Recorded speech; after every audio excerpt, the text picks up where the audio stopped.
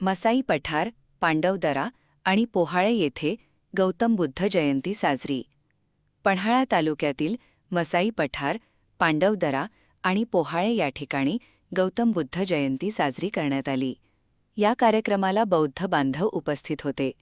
कोल्हापूर जिल्हा बौद्ध अवशेष व विचार संवर्धन समिती कोल्हापूरचे अध्यक्ष टी.एस. कांबळे यांच्या प्रयत्नातून पन्हाळा तालुक्यातील मसाई पठार, पांडवदरा आणि पोहाळे बौद्धविनी या ठिकाणी टी.एस. कांबळे यांच्या उपस्थितीत पंचशील ध्वजारोहण करून भगवान गौतम बुद्धांची 2570वी जयंती उत्साहात साजरी करण्यात आली.